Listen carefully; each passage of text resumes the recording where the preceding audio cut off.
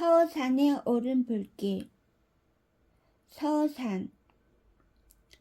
이제 마지막 남은 진지를 지키는 고구려 공수들은 손에 땀을 닦아내며 기다리고 또 기다렸다.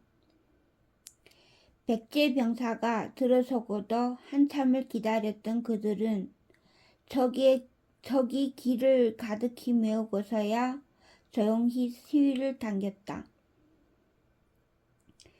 이제 어디서 날았는지 모를 화살비가 협곡에 쏟아지면 적병은 여태 몇 번이나 그래왔듯 결국 견디지 못하고 후퇴할 것이었다.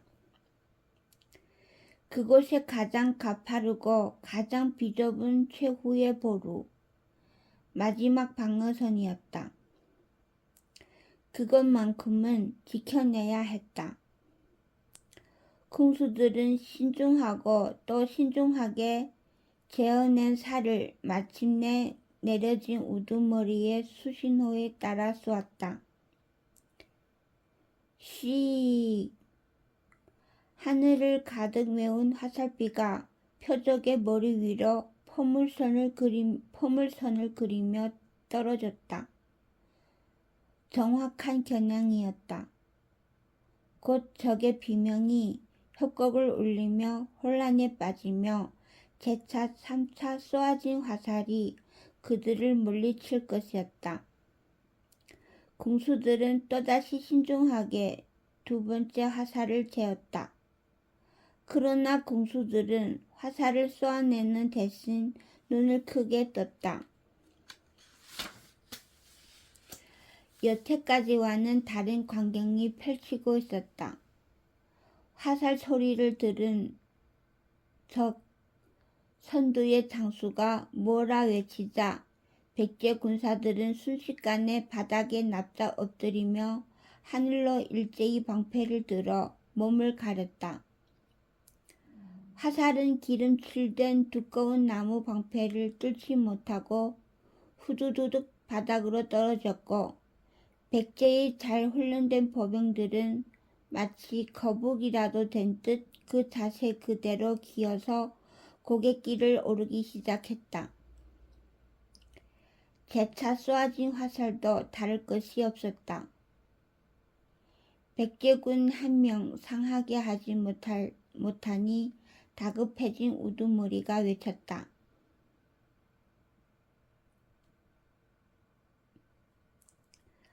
보병! 초목에 몸을 숨기고 있던 고구려 병사들이 칼과 도끼를 들고 뛰쳐나왔다. 경사를 타고 뛰어내려간 병사들은 엎드린 백제 병사들의 방패를 걷어내며 칼을 휘둘렀다. 잠시나마 승세를 타는가 싶었건만 그 순간은 아주 짧았다. 이번에는 백제군이 후위에서 화살이 날았고 이에 고구려 보병들은 속절없이 쓰러졌다. 적 알을 가리지 않고 쏟아지는 화살이었으나 여태 방패 속에 거북이처럼 몸을 숨긴 백제군이 다칠 리 없었다. 오직 고구려 군사만 죽어 엎어지니 몸이 다른 고구려 장수는 다시 궁수들을 재촉했다. 마주 싸라! 명에 따라 군사들의 시위가 겨냥을 백제군 후위로 돌리는 그 순간 방패 아래의 백제 보병들이 일제히 일어섰다. 창칼을 치켜들고 달려 올라간 그들은 순식간에 고구려 군병의 진지에 이르렀고 이어진 결과는 참혹했다. 지금 거리에서 활이란 무용지물이었다. 미처 살을 재보기도 전에 죽는 이가 태반이었다. 진지는 이미 무너진 셈이었다. 이도저도 못한 채 발만 구르던 고구려 장수는 결국 스스로 칼을 뽑아들고 적 보병들의 한가운데로 뛰어들었으나 칼 몇 번 휘두르지도 못한 채 온몸에 무수한 창을 맞고 쓰러질 뿐이었다. 극명한 차이였다. 병과의 상성, 지형에 따른 전술, 열과 오의 짜임새, 모든 것이 정확하기 이를 데 없는 부여수의 백제군에 비해 고구려군은 무엇 하나 갖춘 것이 없었다. 흑색 깃발의 군사는 결국 많은 제사들이 지적했던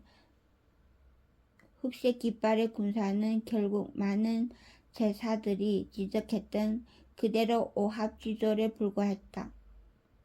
오로지 제 한 몸의 무예를 닦고 책으로만 전술을 배워온 장수들은 실제의 전장 앞에서 갈피를 잡지 못했으며 전쟁을 겪어보지 않은 병사들은 혼란과 무질서에서 헤어나올 줄을 몰랐다. 그나마 여태껏 버텨온 것도 좁디 좁은 협로덕이었다. 오직 지형지세에 모든 운명을 건 거우는 수십 개의 진지와 수백 개의 함정을 설치하여 백제군의 발목을 잡고 있었다. 그는 할 수 있는 모든 것을 해냈고 그쯤이면 이미 평양에 원군이 오고도 남았어야 할 시간이었다. 그러나 기다리고 기다리는 원군은 감감무소식이었고 마침내 한 달째가 되는 이날 진지를 하나씩 잃어가던 고구려군은 결국 마지막 진지를 잃어버리고 만 것이었다. 이제 적이 분지로 들어올 것입니다. 병졸의 보고를 받은 거우는 큰 한숨을 쉬며 하늘을 바라보았다. 지금까지 버텨온 것도 천운이 함께한 덕 이제는 다른 방법이 없었다.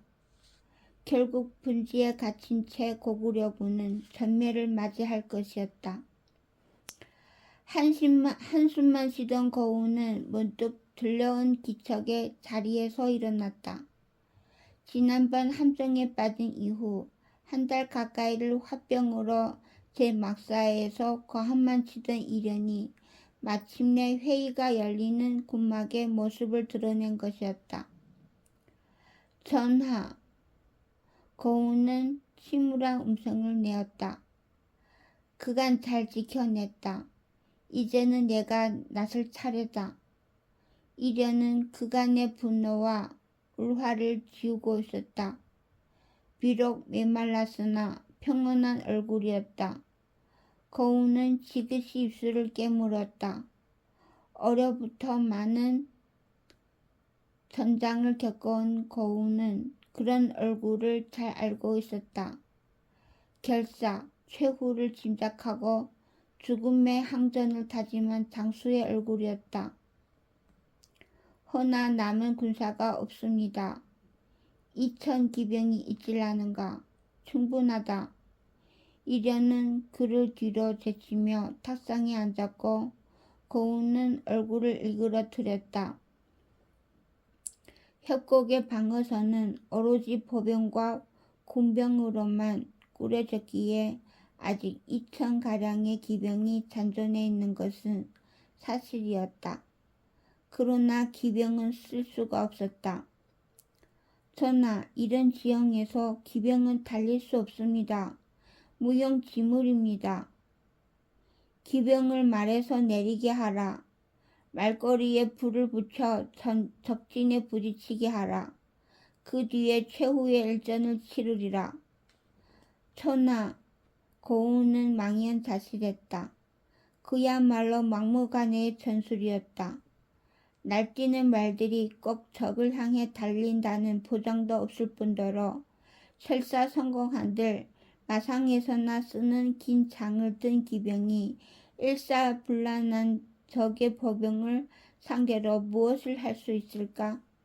그저 허무한 최후로만 이르는 전술이었다. 전하, 다른 방법을. 그러나 고우는 더 말을 잇지 못했다. 그로써도 다른 방법이 없었다. 그가 아무 말도 하지 못한 채 입술만 씹고 있자 이련은 묵직한 눈길로 고운을 한번 바라보고는 굵은 손을 내밀었다. 내 비록 몰라보았으나 너는 훌륭한 장수였다. 여기까지 온 것도 오로지 내 덕이지. 그러나 이제는 그야말로 죽음의 항전이 남았을 뿐이다. 역되지 않게 죽자. 고운은 갈 곳 잃은 원망의 눈으로 바닥을 바라볼 뿐 그 손을 얼른 잡지 않았다. 이련은 무덤덤하게 손을 거두고 투구를 집어 머리에 쓰며 막사 밖으로 나섰다. 마지막 일전을 독려하는 이련의 목소리가 이어졌다. 휘하 장수들을 불러 모은 그는 작전을 전달하였고 명을 받은 장수들은 각기 맡은 군사들을 향해 흩어졌다. 망연자실한 채 막사를 나선 고운은 움직이는 병사들을 보았다. 그들은 전달받은 이련의 명에 따라 기름이 잔뜩 든 항아리를 들고 말꼬리를 적시러 향하고 있었고 그 뒤에는 횃불을 든 병사들이 따르고 있었다. 바야흐로 최후의 순간이 다가오고 있었다. 안 돼. 이건 절대로 안 돼. 순간 고운은 병사들에게로 달려갔다. 고함을 치며 그들을 멈춰 세운 고운은 몇 번 숨을 몰아쉰 뒤 입을 열었다. 그러나 목소리는 내지 않았다. 그는 입술을 피가 나도록 물어뜯으며 몇 번을 더 망설였다. 시간이 멈추기라도 한 듯 아무것도 하지 못하는 사이 문득 느껴지는 바람이 그 어느 때보다 거세게 불어오며 그에게 아직 할 수 있는 것이 있음을 알렸다. 몇 번이나 이련에게 올렸던 그 방법. 그러나 그것은 이련을 넘어서서 태왕과 고구려를 배반하는 길이었다. 저 장군, 지금 다들 기다리고 있습니다만. 말에서 내린 기병들이 말을 묶어둔 채 그들을 기다리며 멀거니 바라보고 있었다. 고운은 황망한 와중에도 몇 번을 더 생각했다. 생각하고 생각해도 다른 길이 없었다. 할 수 있는 것은 오로지 한 가지 방법. 그조차도 곧 전투가 시작되면 사라지고 말 것이었다. 어금니가 부서지도록 이를 간 그는 결국 크게 고개를 저었다. 그리고 여태껏 내지 못한 외침을 내었다. 나를 따라 달려라. 항아리를 들고 달려라. 고운은 미친 듯이 달렸다.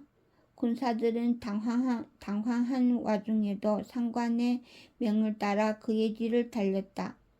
그들이 향한 곳은 적군의 반대편, 고구려군의 등 뒤 선선의 반대편 등선이었다.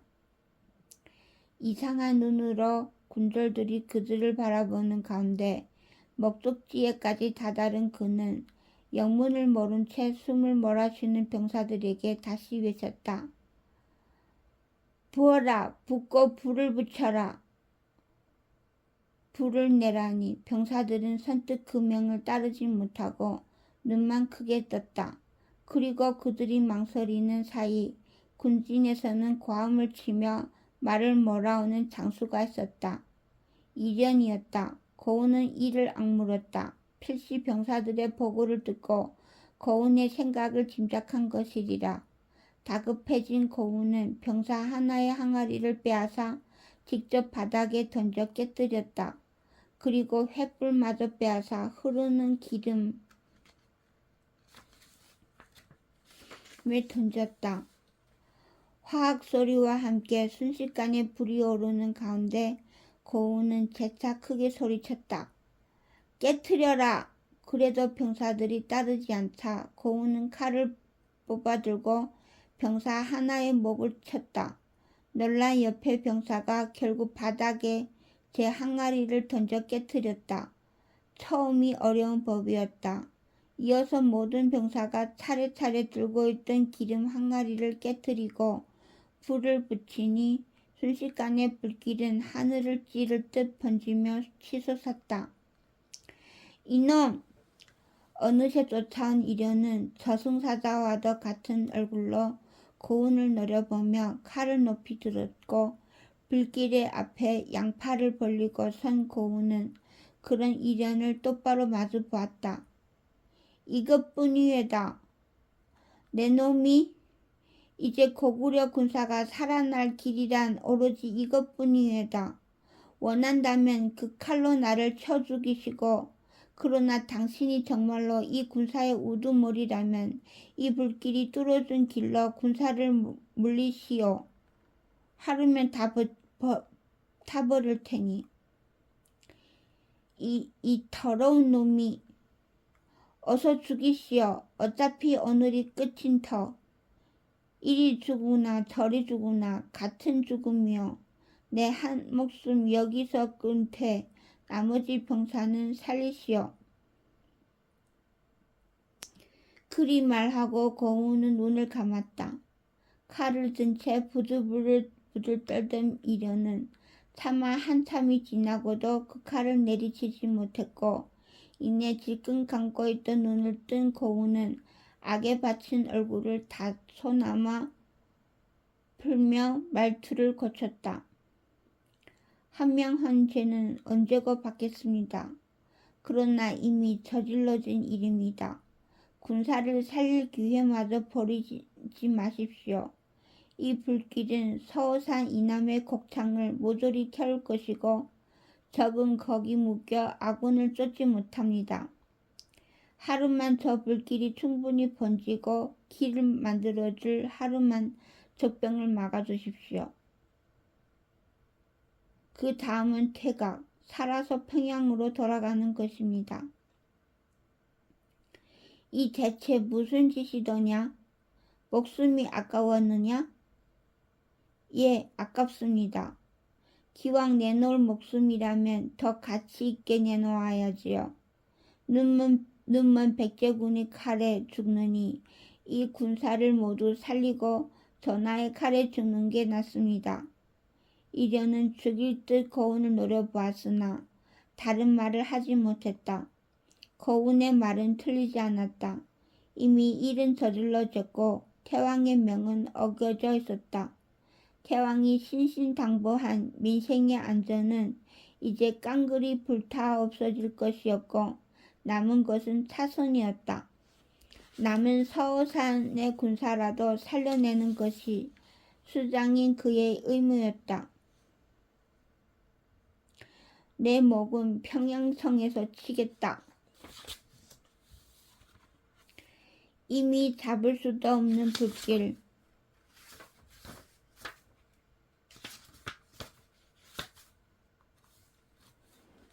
금세 하늘을 찌를 듯 올라버린 불길을 보며 그보다 더 크게 타오르는 울화를 참아내며 그는 결국 칼을 내리고 말았다.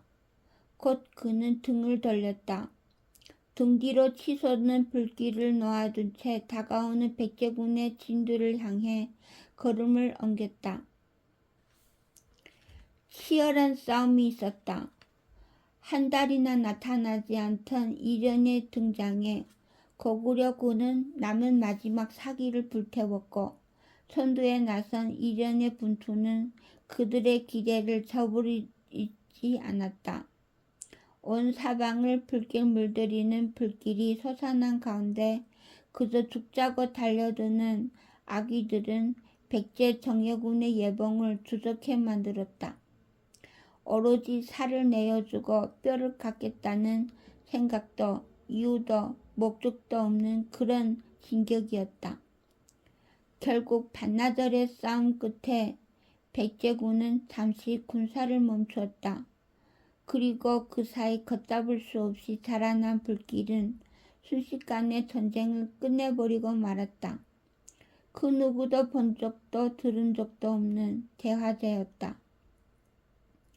서산을 비롯한 근방의 산림과 곡창은 모조리 타버렸다.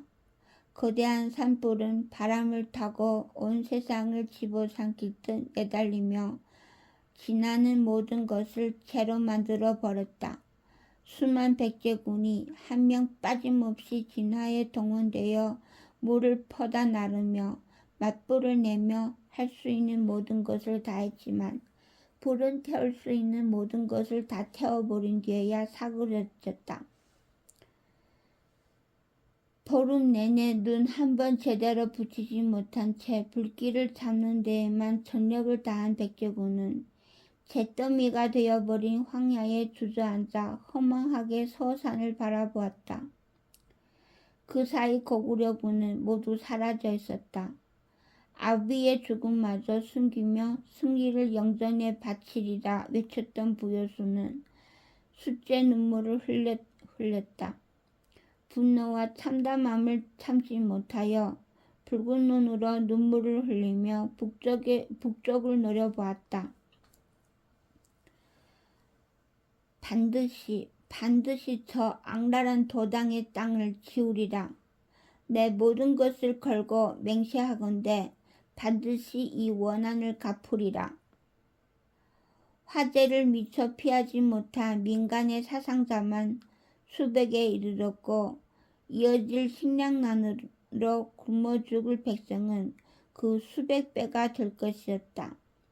검은 잿더미로 뒤덮인 땅에서 백제의 병졸과 백성은 그 참혹함에 모두 함께 눈물을 흘리며 주저앉았다.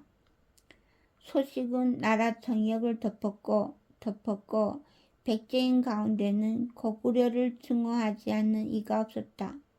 고금 이래 여태껏 있었던 그 어떤 전쟁에서도 이렇게 커다란 민간의 희생을 동반한 일이 없었다.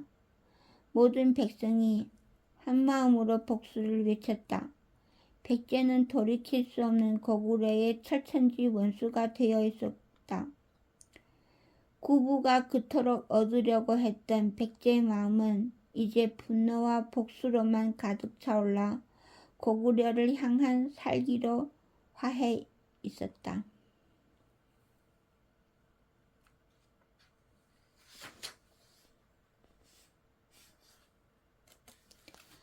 요동성 원위광이 허망하게 전사한 뒤로 요동성은 모용수의 지휘하에 놓여 있었다. 비록 객장의 신분이었지만 높은 장수는 모조리 전사한 탓에 그를 제외하고는 몇몇 문사만이 남은 탓이었다. 패전, 그것도 전멸에 가까운 패전의 비보에 모두가 낭패해 있을 때에 오직 모용수 한 사람만은 더없이 기민하게 움직였다.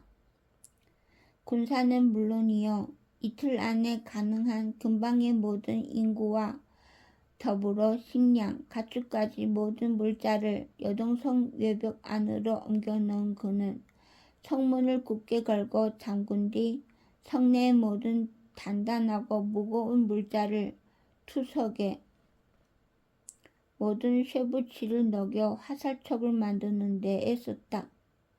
그 부단한 노력에 결과가 있었다. 비록 정예군은 아닐지라도 2만가량의 군사를 새로이 징집해 성 안에 두었고 각종 병과와 전술을 부여했으며 쓸만한 병장기를 마련하는 데에도 성공했다. 모용수는 거기에 그치지 않았다. 민가의 논밭에 불을 질렀으며 수원지를 찾아 기름을 타고 길을 막았다. 인근 수십 리의 황폐화를 통한 장기전의 기반을 충실히 마련했다.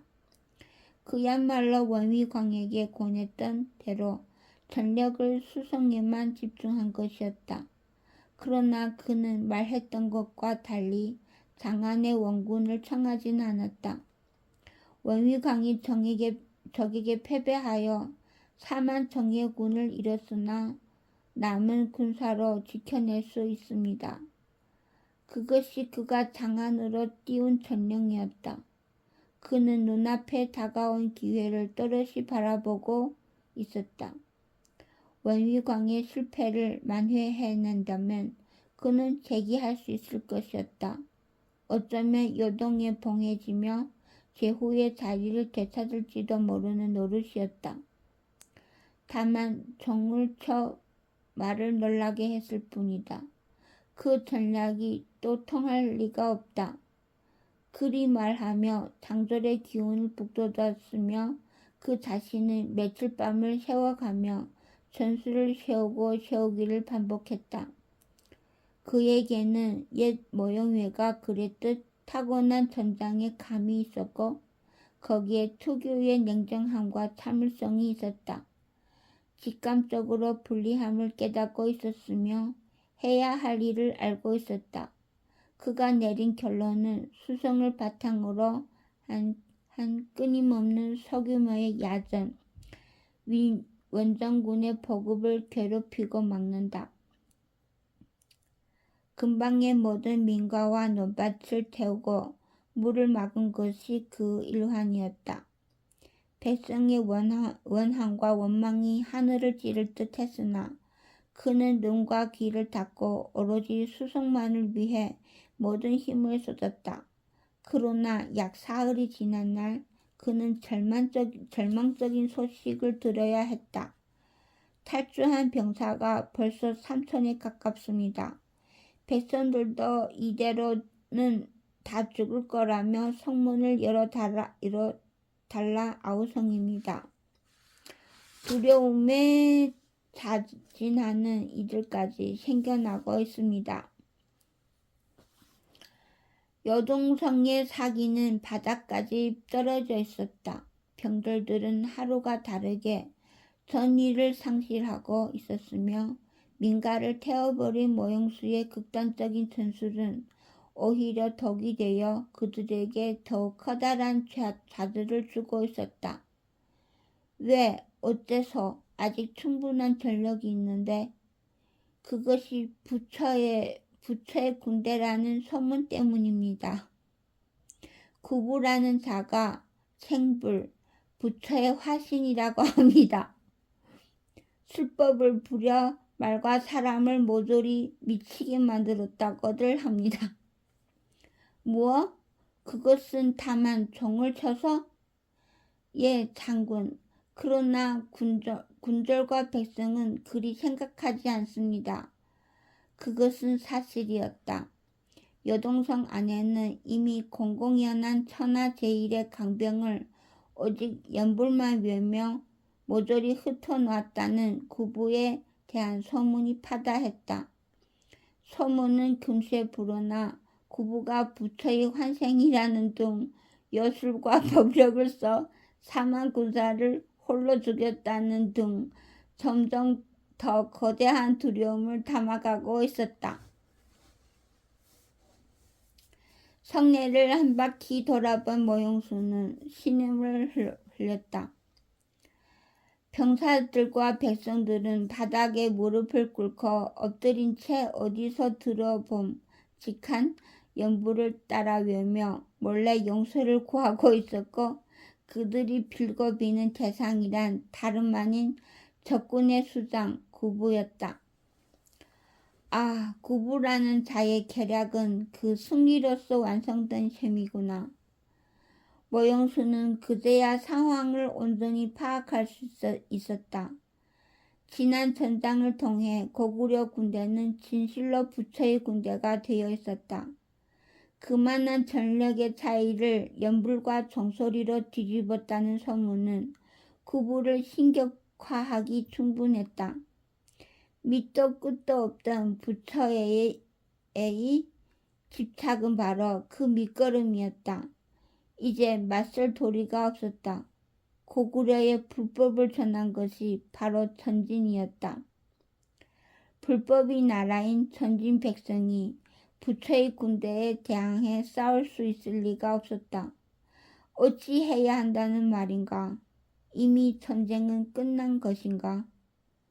며칠 밤을 세워가며 절치부심 헤아렸던 고구려군의 병력, 편제, 전술, 그런 것은 아무런 의미가 없었다. 전장을 만들어 가는 그릇이 달랐다. 4만 군사를 흩어놓았다는 그 계략 하나로도 기가 찰 노릇인데 그 뒤에는 더욱 무서운 계략이 있었다. 이제는 무슨 짓을 해도 당해낼 수 없었다. 하나 너머에 둘이 있고 둘 너머에 셋이 있구나. 따라갈수록 늪에 빠질 뿐 나는 이 전쟁의 의미도 성격도 전개도 아무것도 보이지 않는다. 스스로 명장이라 자부했던 얘가 부끄럽다. 두렵다. 짐작할 수조차 없구나. 고구려 태왕이라는 자의 그릇을. 이제와 장안에 원군을 청한들 그 전에 요동성은 적의 손에 떨어질 것이었다. 희망과 의욕을 잃은 모용수는 결국 입을 다물어 버렸고 요동성은 날이 갈수록 더한 좌절에 사로잡힌 채 전의를 잃어버렸다.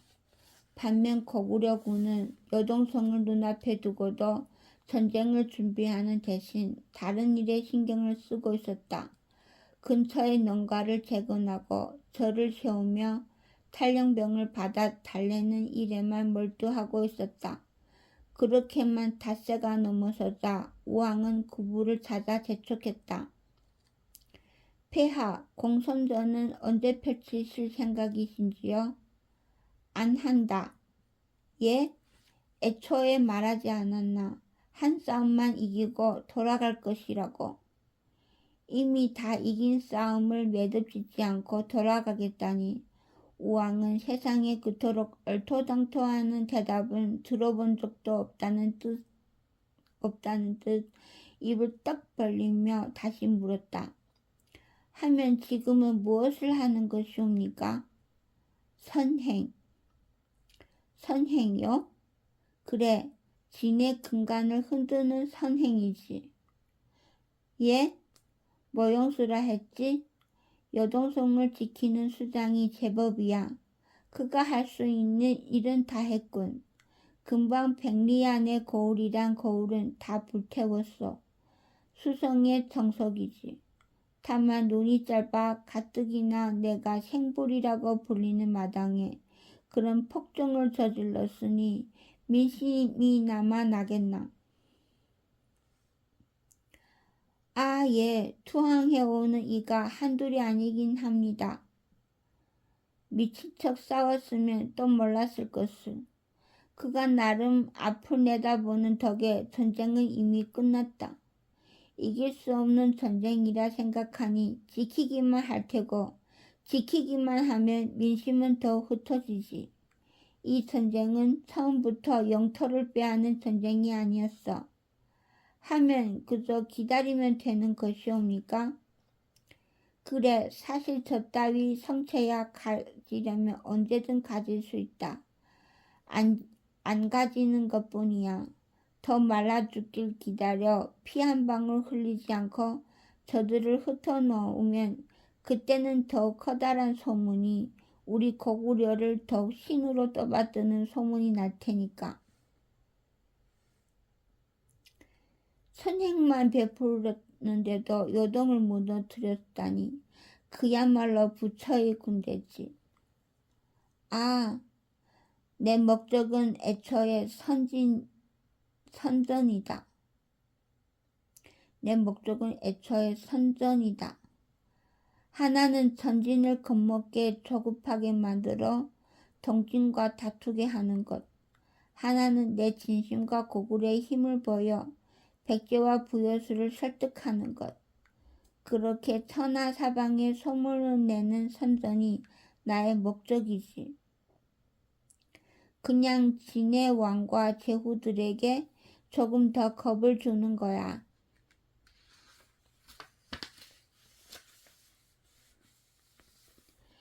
민심의 이탈과 사기에 처하야말로 위정자들이 가장 겁내는 것이니까. 우왕은 문득 하루 전의 일을 떠올렸다. 투항한 전진의 포로들은 잿더미가 되어버린 고향을 목격하고 모형수의 폭정에 치를 떨었으며 그 불타 민가를 재건하는 고구려군의 방침에 더없이 감사해하며 누구보다 앞장서서 스스로 일했다. 그들의 마음이란 보지 않아도 빤한 것이었고 향후 그들의 입에서 전해질 소문이란 듣지 않아도 알 수 있는 것이었다. 하면 전쟁은 이미 끝난 셈이옵니까?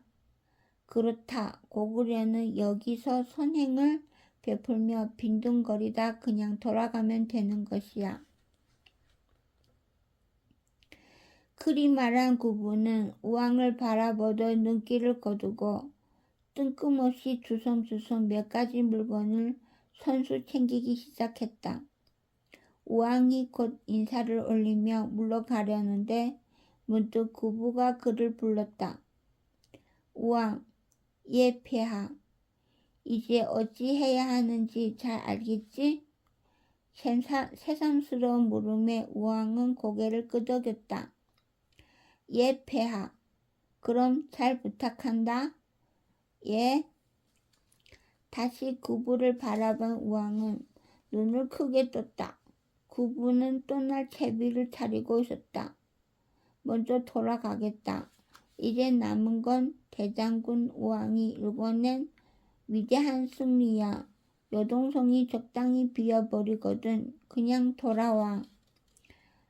점거할 필요도 없고 굳이 군사를 남겨 지킬 필요도 없다. 이겼다는 그 사실만이 중요하니까. 하나만 명심해. 결코 내가 없다는 사실만큼은 알려져서는 아니 된다. 적당히 병졸 하나 데려다가 변장시켜서 막사에 넣어놔. 그것만 지키면 물 흐르듯 모든 일이 이루어질 것이야. 폐하 어째서 서산? 예? 서산. 인질로 던졌다가 또다시 방패막이로 던져둔 그 아이들. 하루밥이 부여수와 확친하고 그들을 구해내야지. 들고 나는 것이 다 쉽지 않은 천혜의 여세이니 아마 별 문제야 있겠냐마는 역시 마음이 좋지 않구나. 그분은 말끝을 흐렸다. 그리고 그 말을 끝으로 입을 다물었다. 우왕의 어깨를 두어 번 치고 막사를 나선 그는 은밀히 몇 장수와 군사를 차출하여 일행을 꾸렸다. 그리도 마음이 급한지 서둘러 모든 채비를 차린 그는 즉시 여동을 떠나는 말에 올랐다. 그의 부재란 비밀 중에 비밀이어야 하는 터라 배웅하는 이라고는 우왕 하나뿐이었다. 떠나는 말에 박차를 가하려다 말고 구부는 잠시 멈추어 멀거니 서 있는 그를 불렀다. 우왕, 그대는 비록 뛰어난 장수는 아니지만 가장 충실하고 성실한 장수다. 내게 누구보다 필요하고 소중한 사람이야. 감사합니다, 폐하. 먼 길 부디 몸조심히 가십시오. 구부는 그러고도 무슨 말을 더 하려다 그냥 입을 다물었다. 그리고 한번 우왕을 끌어안고는 곧 말을 몰아가니 머지않아 우왕이 눈에서 사라졌다. 그렇게 우왕 외에는 아무도 아는 이 없이 구부는 여동을 떠나갔다.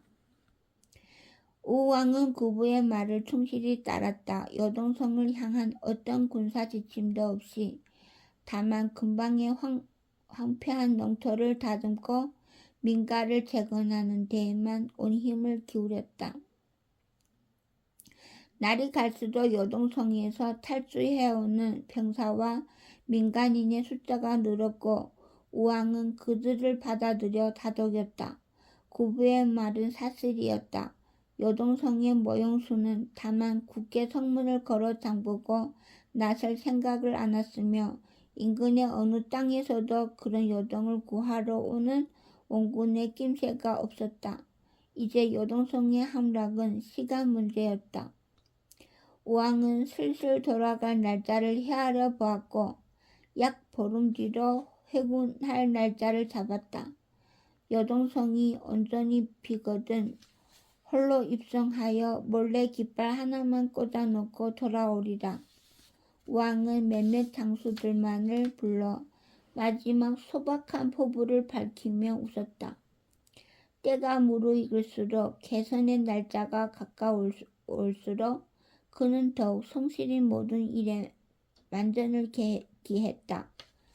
병사들을 잘 먹이고 다독였으며 야습에 대비한 경비를 늘리고 군량고를 철저히 지켰다. 금방 민가를 복구하러 흩어졌던 병사들을 불러들였고 정찰병을 더욱 멀리까지 보내었다. 군진에는 칼날 같은 경계가 흘렀으며 사기는 충만했고 병사들은 건강했다. 모든 군령은 빈틈없이 내려지고 실행되어 군중에 구부가 없다는 사실은 누구도 알 턱이 없었다. 모든 일이 그렇게 순조로웠다.